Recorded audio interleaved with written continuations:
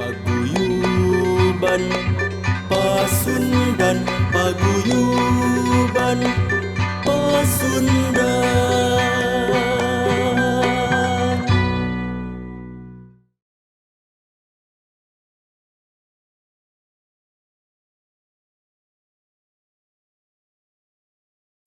Assalamualaikum warahmatullahi wabarakatuh. Sampurasun. Baraya Pasundan tepang deui sareng simkuring Kang Budiana di acara podcast Buruan Pasundan. Buruan Pasundan, podcast kagungan organisasi Paguyuban Pasundan. Baraya Pasundan, alhamdulillah di studio Buruan Pasundan parantos hadir Kang Leo Agustino MSI PhD. Nepangkeun Baraya Pasundan. Assalamualaikum Waalaikumsalam. Wilujeng Sumping, selamat datang Kang Leo. Terima kasih sudah diundang di studio Kang Budiana. kami yang sederhana ini. Mewah ini kan. Lokasinya mewah karena Lokasinya. di lingkungan gedung Paguyuban Pasundan. Ya, Pak Leo, alhamdulillah tentunya sehat-sehat ya. Sehat-sehat. Ya, pasti sehat. Karena kalau sakit pasti di rumah. Supaya rileks ya, Kang Leo. Aduh, gimana puasanya? Alhamdulillah belum ada yang bocor. bolong ya. Belum ada yang bolong. Tapi ya jangan lah. Jangan ya. Belum terganggu perjalanan jauh ya. belum. Masih ini ya, masih dekat-dekat. Ya. Oke, Baraya Pasundan, kenapa Pak Dr. Leo Agustino diundang oleh Buruan Pasundan? Yang pertama alasannya karena beliau adalah pakar, beliau ahli. Beliau adalah pakar politik, konsentrasinya di kebijakan publik juga dan politik. Beberapa buku bisa diikuti, di-follow oleh Baraya Pasundan semuanya. Jadi Kang Leo, kita menyapa hadirin tuh Baraya Pasundan. Baik. Jadi Baraya Pasundan bisa memfollow atau melihat karya-karya Kang Leo ini di Google misalnya. Di situ kita bisa lihat banyak buku-buku yang sudah beliau lahirkan, beliau buat, dan tadi sebelum siaran pun, sebelum rekaman pun, alhamdulillah jazakallah nuhun Kang.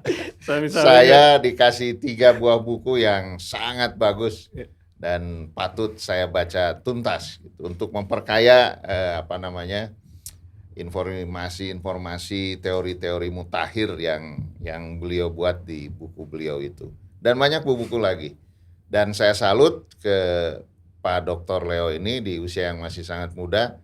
Terkait salutnya pertama karena karena produktivitas Pak Leo konsisten di situ, dan konsistensi ke berikutnya judul-judulnya linear. Tidak zigzag ya Kang kan? Gitu. Linear, karena kalau demikian sebentar lagi jadi profesor Baraya Pasundan. Lalu kemudian amin.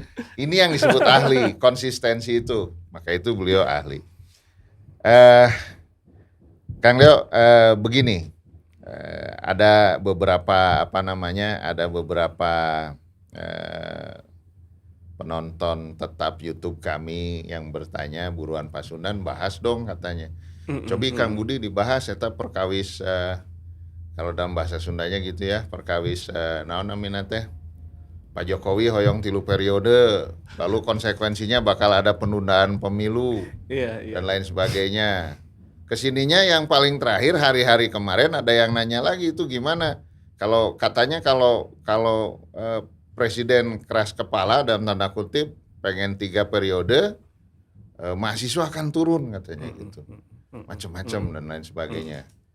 Apalagi saya sih, Kang Leo juga pasti sama sudah dengar, malah tanggalnya juga sudah kita dengar ya. Betul, katanya tanggal 11 April itu akan massal ya, menolak perpanjangan masa jabatan presiden. Terkait hal itu Kang Leo gimana nih? Mulainya dari perpanjangan masa jabatan presiden itu. Iya, gini, kalau saya melihat kan sebetulnya perpanjangan masa presiden ini menjadi hal yang tidak wajar dalam konteks politik konstitusional, karena di dalam konstitusi kita sudah termaktub diamanatkan bahwa presiden itu menjabat 1 periode dan boleh diperpanjang 1 periode saja. Jadi 2 periode. Artinya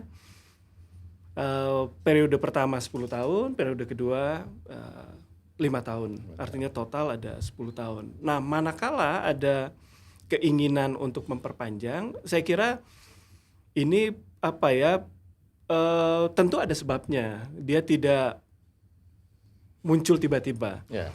Nah, kalau saya melihat kenapa sih 3 periode ini menjadi satu yang isu besar gitu ya. Pertama karena bukan hanya melanggar konstitusi, tetapi juga saya melihat ada semacam dirijen utama. Ada dirijen ya? Ada dirijen utama terkait dengan upaya untuk mendorong Pak Jokowi untuk kali ketiga duduk di kursi presiden. Saya melihatnya begitu. Dan Kang Punten, pintunya adalah amandemen kan? Pintunya amandemen. Bahkan ada isu begini, kawan-kawan elit lain, kalau misalkan isu amandemen tidak berhasil, ada beberapa elit yang mencoba untuk mencari jalan lain. Ya. Di Indonesia itu ada 8 lembaga tinggi negara. Presiden, DPR, BPK, dan macam sebagainya. Kalau 4 saja lembaga tinggi negara itu bersepakat untuk mengubah konstitusi tanpa melalui amandemen, boleh nggak? Jawabannya boleh. Boleh ya. Nah, ini yang kemudian sedang dibincangkan oleh elit-elit saat ini sebetulnya. Karena kenapa saya bilang ada dirijennya? Karena ini seolah-olah sudah di-set bahwa kalau ini tidak berhasil, maka skenario kedua kita coba. Kalau misalkan skenario 2 tidak berhasil, ada skenario ketiga. Kalau tidak ketiga, ada skenario keempat. Dan saya kira ini sangat sangat terpola. Awalnya kan penundaan sebetulnya, Kang. Tuh. Penundaan itu didorong untuk kemudian memberikan kesempatan pada Pak Jokowi duduk sampai dengan tahun 2027. Alasannya kenapa? Alasannya banyak, sudah kita dengar lah gitu ya. Number one, pandemik lah. Pandemi yang kita ingin selesaikan. Betul. Gitu ya. Kemudian kita ingin menyukseskan IKN. Ya. Kemudian juga kita berharap dana pemilu di tahun 2024 itu bisa digunakan untuk recovery ekonomi. Kan jadi kalau misalkan dana yang 86 triliun. Sekian. Ya, untuk saat ini kan pemilu 86 triliun itu kemudian digelontorkan ke daerah-daerah yang mengalami dampak pandemi besar, maka dia akan recover ekonominya. Karena kita tahu tahun 2020 itu kita mengalami pertumbuhan ekonomi kita kan minus 3% atau 4%. Dan kemudian 2021 sudah agak membaik, padahal kita punya harapan setiap tahun itu ada 5-6-7% sebetulnya pertumbuhan ekonomi. Sehingga kalau misalkan dana ini bisa digunakan untuk melakukan recovery ekonomi di daerah, maka perekonomian nasional akan membaik. Nah, alasan-alasan itu kan yang kita dengar di banyak media, dan itu yang kemudian dipertaruhkan. Bahkan kita juga mendengar bahwa penundaan itu bukan hanya terkait dengan keinginan-keinginan luhur itu, tetapi juga karena ada permintaan netizen katanya. Ini kan jadi ini yang terhimpun yang ada di big datanya di Pak big LDP data. kan. Betul.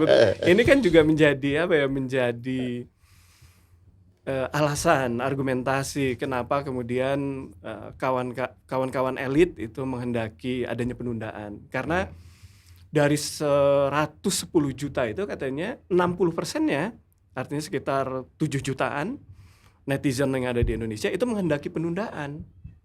Itu mah udah signifikan kan. Kalau datanya benar. Kalau datanya pertanyaannya itu kan. Ya, kalau datanya benar maka sangat signifikan. Tapi kalau yang ngomongnya sekelas menteri koordinator, sekelas Menko, gimana juga? Gini. jangankan menteri, presiden pun itu harus dicurigai Oh iya, iya. omongannya. Saya ngambil contoh lagi nih. Saya ingat beberapa tulisan klasik gitu ya, yang sempat saya baca. Salah satunya tentang naiknya Mussolini sebagai pimpinan besar di Italia. Dalam bacaan sejarah saya, beliau naik itu tahun 22 sebetulnya. Di mana awalnya itu didahului oleh kerusakan ekonomi di Italia. Ada banyak orang yang kemudian mencoba untuk menjadi presiden di sana ketika itu.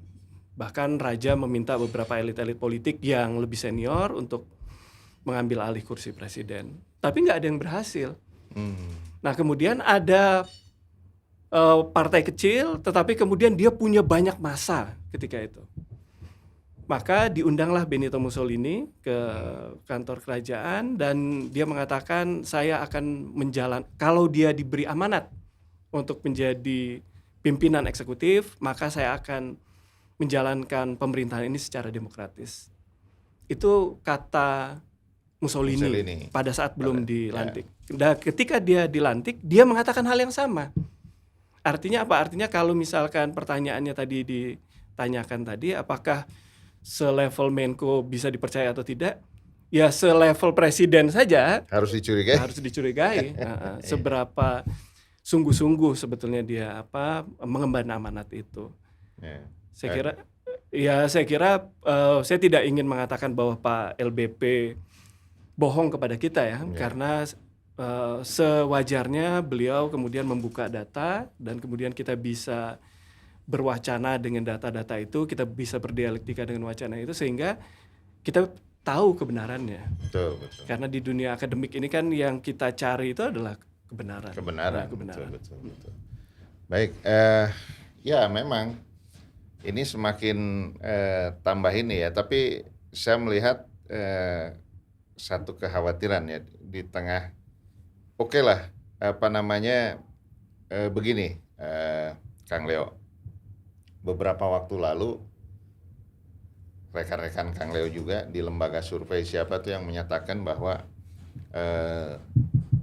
tingkat kepuasan terhadap pembangunan demokrasi 77%. Siapa tuh yang bikin survei tersebut? Saya baca di Detikcom dan lain sebagainya. Artinya kok kayak yang hampir kayak yang mau linear gitu ya dengan statementnya Pak Luhut gitu ya tentang kedalaman daripada big data itu yang barusan dibongkar oleh Kang Leo seperti itu ya. Nah sementara ada juga sekali lagi lembaga survei yang bilang kepuasan terhadap pembangunan demokrasi 77%. 77% signifikan ya. Tidak buruk kan? Sebetulnya ini Kang, yang disurvei oleh kawan-kawan pollster itu adalah kepuasan kinerja terhadap presiden. Ya. Kalau kawan-kawan BPS memang melakukan, mereka kan punya indeks demokrasi sebetulnya dengan itu. Tetapi yang sering kali dilakukan oleh para pollster adalah membuat survei terkait dengan kepuasan kinerja. Bukan hanya presiden sebetulnya, tapi lembaga-lembaga lain, DPR dinilai, TNI, Polri, KPK, kemudian kementerian-kementerian bahkan. Tapi betul Kang, bahwa semenjak tahun 2014 sebetulnya kan diukur ada di angka 70 terus. Hanya sebentar Pak Jokowi anjlok itu kalau tidak salah di tahun 2019 ya, saya tidak tahu momennya apa, itu ada di angka 68, berapa persen. Tapi yang terakhir yang saya baca itu justru semakin menurun, semakin anjlok. Tingkat kepuasan terhadap kinerja presiden. Yakni di angka 64%. Itu dilakukan di bulan lalu seingat saya. Ketika beberapa isu memang itu sedang mencoba menghakimi pemerintah. Hmm. Nah, misalkan tentang hilangnya minyak goreng, Ya. ini kan berlaku pada saat itu sehingga masyarakat merasa bahwa ini pemerintah kerja apa sih? Nah, sehingga kepuasan mereka turun. Kemudian ada isu mengenai penundaan pemilu. Kemudian belum lagi ada Pak Jokowi 3 periode.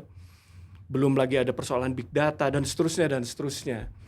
Nah, ini yang kemudian dianggap oleh masyarakat responden gitu ya, bahwa pemerintah itu sekarang sedang tidak berpihak sehingga penilaian terhadap kinerja pemerintah itu anjlok dari 70 berapa sekian persen tadi itu menjadi 64 terakhir itu. Terakhir. 64%. Ya. Apalagi kemudian ini hal lain. Iya, oke. Maksud saya hal lain tuh tadi kan dijelaskan sama Kang Leo bahwa dari 8 lembaga negara, 4 saja melakukan amandemen bersepakat tanpa untuk melakukan perubahan itu konstitusi. bisa ya. Ya, itu yang sedang diuji kan oleh para elit-elit. Sedang diuji. Maksud saya gini, salah satu dari 8 pimpinan negara itu bahkan sebentar lagi lembaga tinggi negara, sebentar lagi akan menjadi iparnya presiden. Iya, Siapa? betul.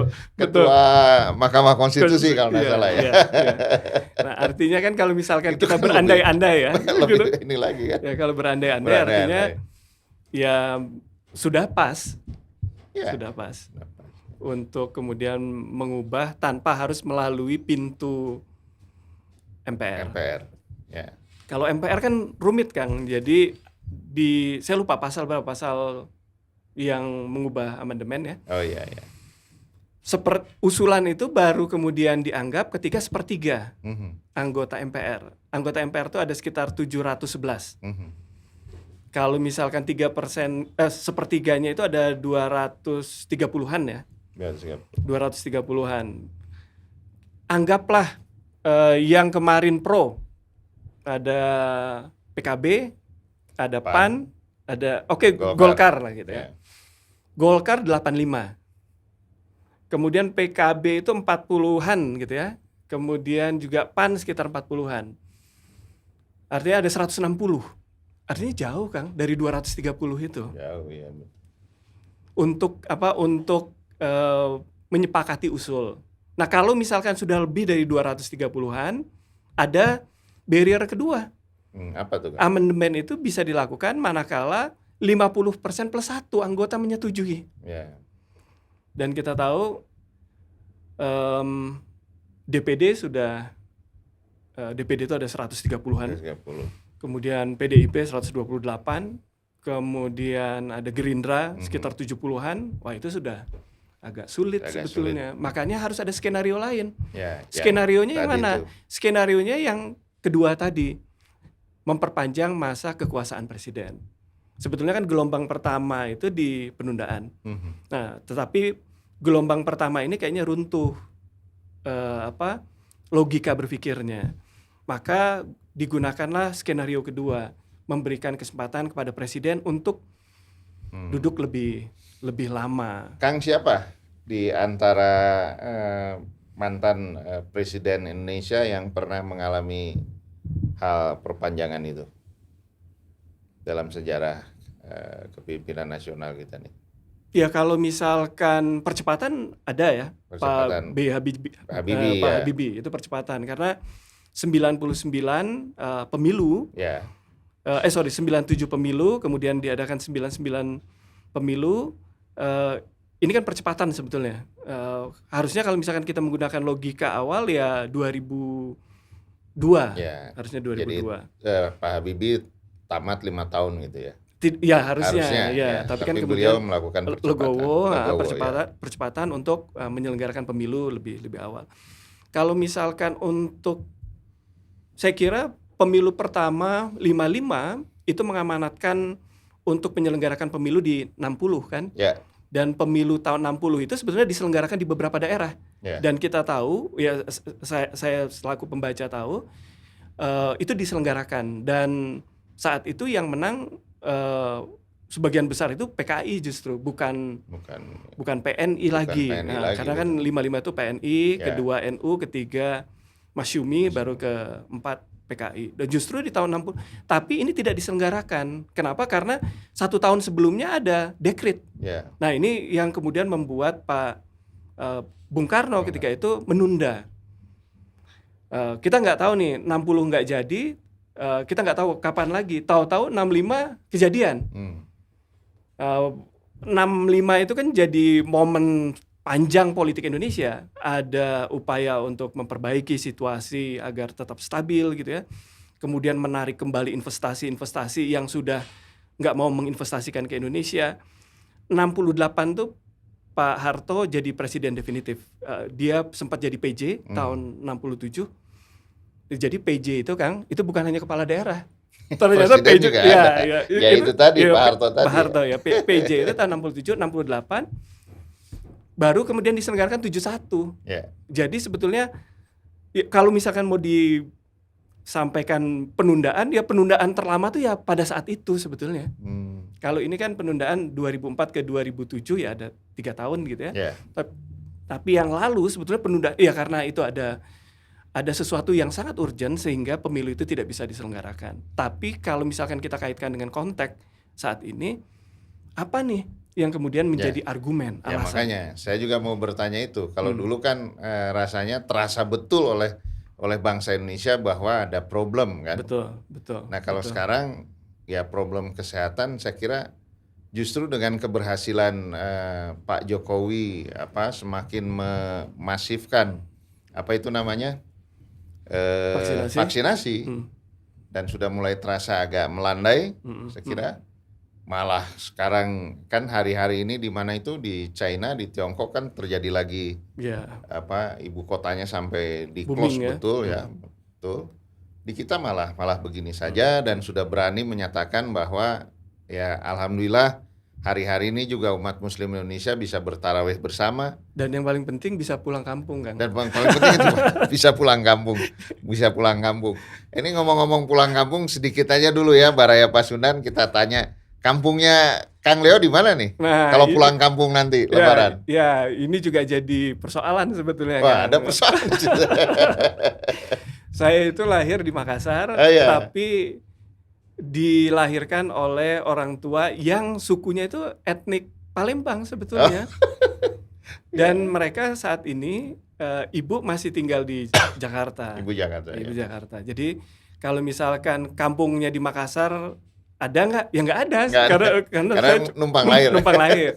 Kemudian kampungnya di Palembang masih ada keluarga besar pasti, keluarga besar masih di sana, tetapi dua-duanya di Palembang, ayah ibu. Ya. Bapak itu dari Pelaju, salah satu kecamatan di kota. Kemudian ibu itu dari Tanjung Inim. Penghasil batu bara bagi Indonesia ya. PTBA kan ada di sana. Jadi asli Wong Kito ya. Wong Kito Galo. Wong Kito Galo ya.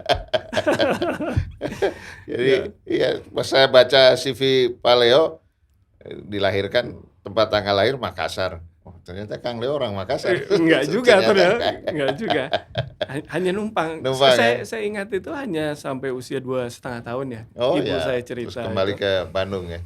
Ya karena di Jakarta. Ya karena kebetulan orang tua ini kan pegawai negeri sipil yang harus pindah-pindah tempat sehingga harus berpindah setiap beberapa tahun sekali. Betul. Oke. Lalu saya baca juga Kang Leo ini S1 dari Parahyangan, betul. S2 kan? di UI, lalu S3 di Kuala Lumpur di Malaysia. Betul. Alhamdulillah. Dan expertise Kang Leo di kebijakan publik. Jadi politik. Itu ada cerita. Gimana ceritanya tuh? Jadi saya tapi sorry potong. Ada mata kuliah Kang Leo bikin buku ekonomi politik kan? Itu buku pertama. Yang pertama ya? Buku pertama. Itu sama mahasiswa saya di jurusan HI. Oh ya? Ternyata banyak digemari dibaca. Jadi mahasiswa hubungan internasional, Kang Leo sekarang bersama saya nih. Jadi sebetulnya expertise saya terbangun itu ketika saya ada di studi S3.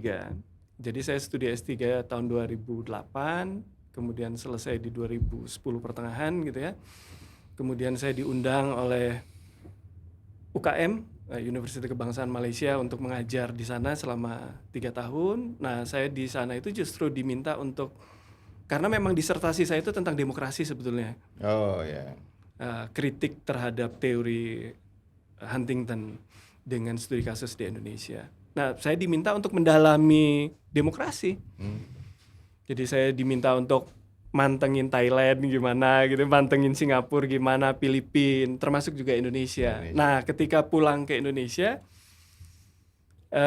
ya sebetulnya sejak S1 saya meminati kebijakan publik. Tapi ya karena ada ya tarik menarik ya, kebijakan publik dulu belum diminati kan di Indonesia. Betul. Dia baru diminati beberapa tahun terakhir. Maka orang-orang kemudian gandrung ke political science. Yeah.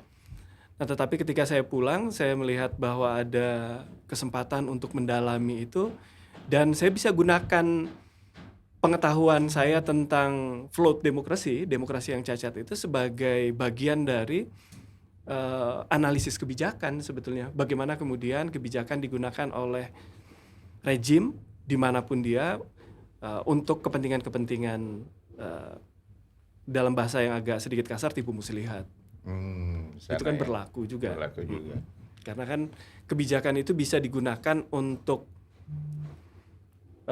melayani publik di satu sisi, atau kemudian di sisi yang lain untuk kepentingan rejim.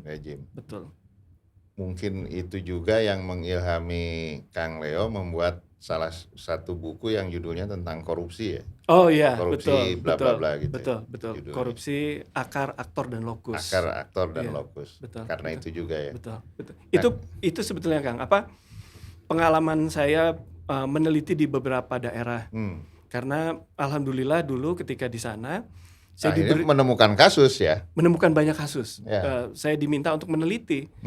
Dan menelitinya pada saat itu ya karena saya nggak bisa bahasa daerah Thailand gitu, nggak bisa bahasa Filipina gitu ya, nggak bisa bahasa macam-macam, ya saya bisa bahasa Indonesia dan Inggris, dan kemudian saya meneliti di Indonesia. Dananya cukup besar waktu itu untuk melakukan penelitian, bahkan sempat seminarkan di level internasional. Nah, menariknya adalah saya menemukan kasus-kasus itu ya bukan hanya di Jawa, tetapi juga di banyak lokasi di Indonesia dan di Sumatera. Karena kebetulan kan Kuala Lumpur itu dekat dengan Sumatera ya. Jadi saya bisa main ke Jambi, saya bisa main ke Bengkulu, saya bisa main ke Medan, sehingga saya bisa buat tulisan-tulisan dan analisis-analisis tentang flow demokrasi dari perspektif kedaerahan. Ya. Akhirnya asik masuk ke demokrasi ya, ke politik betul. Jadi saya kira kebijakan, kemudian politik, kemudian korupsi dan seputaran itu menjadi satu kesatuan sebetulnya kalau misalkan kita mau jujur ya, karena politik juga akan berbicara mengenai demokrasi, politik juga akan berbicara mengenai kebijakan, politik juga tidak menutup kemungkinan akan adanya perilaku tindak pidana korupsi gitu. Sehingga ya kenapa enggak kita menceburi itu. Ya, dikaitkan dengan itu keahlian Kang Leo yang barusan dijelaskan seperti itu, wajah Indonesia hari ini dikaitkan dengan teori itu bagaimana Kang? Termasuk indeksnya. Ya ini susah juga ya. Susah. Ya karena gini, di satu sisi ada hal-hal yang positif sebetulnya, tetapi di sisi lain juga kita tidak menutup kemungkinan, ya ini bisa kita rujuk pada pemberitaan media misalkan. Masyarakat marah terhadap penundaan, masyarakat marah terhadap minyak goreng yang tidak ada, masyarakat marah terhadap batu bara yang kemudian dieksploitasi. Tapi di sisi lain juga kita melihat banyak masyarakat yang tersenyum karena ada bantuan beasiswa gitu ya. BLT, kemudian sekarang ada kartu. ada BLT minyak goreng. Betul, itu yang paling baru. Kemudian ada kartu-kartu Indonesia macam-macam. BPJS Kang. BPJS. Ini saya pikir adonan yang menarik dalam konteks politik, karena saya ingat betul Machiavelli bilang ya sekali-sekali harus jadi kancil. Ya. Oh gitu ya. Ya, benar.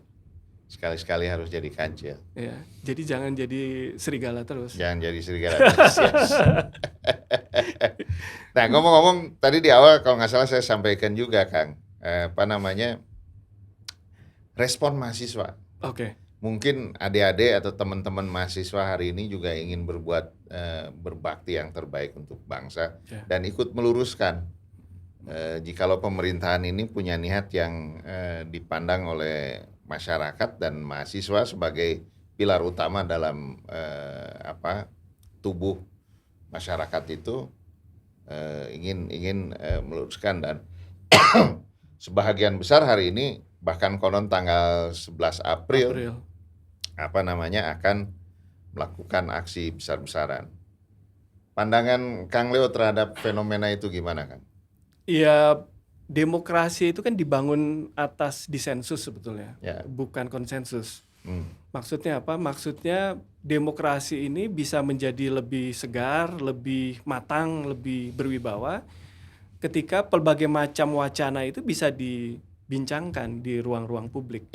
Nah, kawan-kawan mahasiswa saya kira mungkin melupakan ya, meskipun saya juga paham bahwa mereka tahu ada banyak jalur menuju kekuasaan untuk berbincang dengan pemerintah, lobby, dengar pendapat dan macam sebagainya. Tetapi ini kan tidak menjadi ruang yang positif bagi mereka, karena ketika lobby dilakukan ya akan selesai gitu aja, Kang. Ketika dengar pendapat juga akan gitu aja, nggak akan ada dampak yang positif yang bisa merubah. Maka pilihannya ya melalui jalan. Nah, saya kira ini diizinkan oleh demokrasi kita, ini diizinkan oleh sistem politik kita. Mereka yang tadi Kang Budi katakan merupakan pilar, saya bersepakat dengan itu karena mereka adalah kepanjangan lidah dari masyarakat. Sebetulnya. Mahasiswa merupakan representasi dari masyarakat itu sendiri. Mereka makan gorengan gitu ya, tiba-tiba gorengannya lebih kecil gitu. Padahal dia biasa makan satu udah kenyang. Tapi sekarang harus makan banyak. Dan uang dari orang tua nggak banyak juga diterima. Karena orang tua juga terganggu. Kemudian BBM kita paham sudah mulai merangkak naik gitu ya. Pasti kawan-kawan yang mau menggunakan transportasi laut, darat, udara ini juga akan terganggu juga. Dan mahasiswa menangkap itu semua dan mereka ingin menyampaikan keinginan-keinginan masyarakat. Apa keinginan masyarakat yang paling utama untuk saat ini? Ya mungkin itu Presiden tegak terhadap konstitusi, bahwa beliau tidak akan memperpanjang masa kekuasaannya dan tidak menunda pemilu. Dan dia tidak akan menunda pemilu. Tapi ngomong-ngomong tentang hal itu, statement Presiden bahkan terakhir di sidang paripurna kabinetnya, jelas sekali. Jelas sekali. Tadi kemarin hari-hari ini kita juga mendengar pernyataan Ketua One Team Press Pak Wiranto. Bahwa menyatakan itu untuk itu tidak akan terjadi karena One Team Press juga sudah berkoordinasi dengan Presiden dan meyakinkan Presiden dan lain sebagainya begitu. Nah, tapi saya agak terganggu nih Baraya Pasundan dengan pernyataan Kang Leo. Jangankan Menko, Kang Budi katanya. Presiden juga statementnya harus dicurigai. Itu yang menarik. Iya. Kang Leo, ini karena waktu nih kita, tapi di akhir obrolan kita di bulan Ramadan ini, obrolan politik ini, saya ingin mendengarkan statement yang lebih lebih komprehensif lah terkait fenomena yang sedang kita hadapi. Ada fenomena ingin perpanjangan masa jabatan, penundaan pemilu, lalu kemudian ada fakta bahwa akibat ekonomi global, tadi dikatakan Kang Leo juga, ekonomi nasional kita juga terganggu. Dan dilalah ini terjadi di bulan Ramadan. Ini terjadi di bulan Ramadan. Betul kata Kang Leo, kita penggemar bala-bala atau gehu di saat waktu berbuka, ini terpaksa kalau beli di luar, ukurannya jadi kecil. Harganya pun jadi mahal. Betul. Dan lain sebagainya. Mangga Kang, statementnya gimana Kang? Closing statementnya. Iya, jadi saya kira sebagai negara yang mengedepankan negara hukum, sudah sewajarnya, selayaknya pemerintah, dalam hal ini juga presiden dan jajaran lembaga tinggi negara itu tegak terhadap konstitusi. Karena apa? Karena kalau saja hal ini terjadi, maka saya bisa meyakini bahwa ketidakstabilan politik itu akan terus berlangsung. Padahal yang kita harapkan saat ini adalah politik stabil, ekonomi masyarakat baik gitu ya, recover dari 2 tahun kita mengalami pasca pandemi, dan kemudian juga para elit-elit politik kita ya diamanatkan untuk menjalankan amanat dari publik itu secara suci, secara luhur dan begitu. Itu sih yang harapan saya secara pribadi sebetulnya Kang, terkait dengan fenomena yang kita lihat akhir-akhir ini. Sip. Terima kasih Kang Leo, dan mudah-mudahan juga Presiden Jokowi bisa meniru, mencontoh, melihat sukses story sahabatnya atau kawannya. Siapa itu? Presiden Obama di Amerika Serikat sana kan. Kalau nggak salah konon ketika akan berakhir di periode kedua pun ada suara-suara yang berharap yang persis Obama bisa maju lagi. Betul. Tapi konstitusi Amerika tidak menyatakan, tidak membolehkan demikian. Padahal itu di saat Obama sedang berada di puncaknya. Well leadership lah begitu. Saya kira mudah-mudahan itu, dan mudah-mudahan ketika Obama secara informal setelah tidak jadi presiden berbincang dengan ditemani mie goreng dan pisang goreng di Istana Bogor, Obama cerita itu mudah-mudahan ke Pak Jokowi. Ya, jadi dengan bahasa Pasundannya Obama ke Pak Jokowi, Kang turutan kuring lah gitu. Oke, Kang Leo, hatur nuhun. Terima kasih atas obrolan kita di bulan Ramadan ini. Kebetulan mudah-mudahan perbincangan kita penuh dengan berkah. Amin. Kang Leo tetap juga banyak diberikan keberkahan, dan kami keluarga besar Buruan Pasundan mendoakan untuk lekas menyusul Prof. Muradi. Juga Anda menjadi guru besar juga di usia yang masih sangat muda ini. Baik, itu saja Baraya Pasundan, hatur nuhun, tepang deui di episode salajengna. Wassalamualaikum warahmatullahi wabarakatuh. Sampurasun. Hayu junjung wibawa jembar daya kisut